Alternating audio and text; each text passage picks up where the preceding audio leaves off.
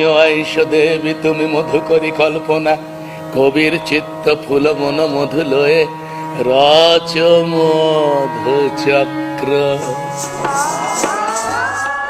আজ আমরা এমন একজন কবির কথা বলবো যিনি বাংলা সাহিত্যে শুধু নতুন লেখা আনেননি, পুরো ভাষাটাকেই বদলে দিয়েছিলেন।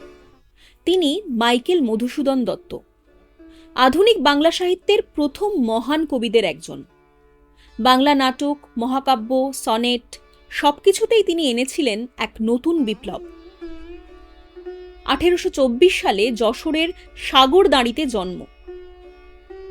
কপোতাক্ষ নদের ধারে বড় হওয়া এক বালক, যার স্বপ্ন ছিল বাংলা না ইংরাজি সাহিত্যের বড় কবি হওয়া। তিনি পড়াশোনা করেন হিন্দু কলেজে, আজকের প্রেসিডেন্সি বিশ্ববিদ্যালয়।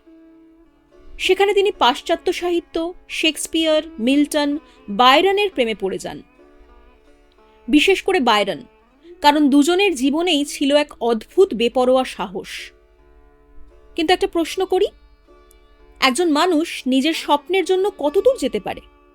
মধুসূদন গিয়েছিলেন অনেক দূর। 1843 সালে তিনি খ্রিস্ট ধর্ম গ্রহণ করেন। নাম হয়ে যায় মাইকেল। পরিবার, সমাজ সবকিছুর বিরুদ্ধে গিয়ে তিনি নিজের পথ বেছে নেন। আর সেই সিদ্ধান্তই তাকে করে তোলে বাংলা সাহিত্যের প্রথম বড় বিদ্রোহী ব্যক্তিত্বদের একজন।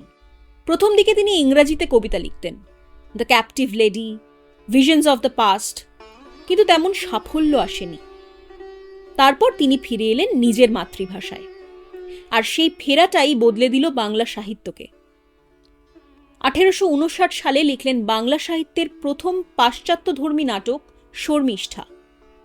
তারপর এলো তার অমর সৃষ্টি মেঘনাদ বধ কাব্য। ভাবুন তো, রামায়ণের গল্পে যেখানে রাম নায়ক, সেখানে তিনি নায়ক বানালেন রাবণের ছেলে মেঘনাদকে। তিনি বাংলা কবিতায় নিয়ে এলেন অমিত্রাক্ষর ছন্দ, মানে ব্ল্যাঙ্ক ভার্স। আবার তিনিই প্রথম বাংলা ভাষায় জনপ্রিয় করলেন সনেট।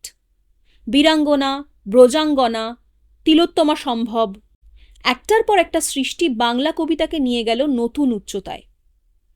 কিন্তু তার জীবন, সেটা ছিল অসম্ভব অস্থির। ভালোবাসা, বিদেশ যাত্রা, ঋণ, দারিদ্র্য।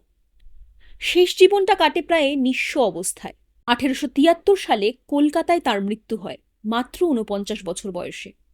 অদ্ভুত না? যে মানুষ বাংলা সাহিত্যকে আধুনিক করল, তার নিজের জীবনটাই যেন ছিল এক ট্র্যাজিক মহাকাব্য। হয়তো সেই কারণেই মাইকেল মধুসূদন দত্ত আজও শুধু একজন কবি নন, তিনি আমাদের কাছে রয়ে গেছেন এক ক্ষণজন্মা মহাকবি হয়ে, যার হাত ধরে বাঙালি শিখেছে নতুন করে ভাবতে, জীবনকে চ্যালেঞ্জ করতে আর নিজের শিকড়কে ভালোবাসতে।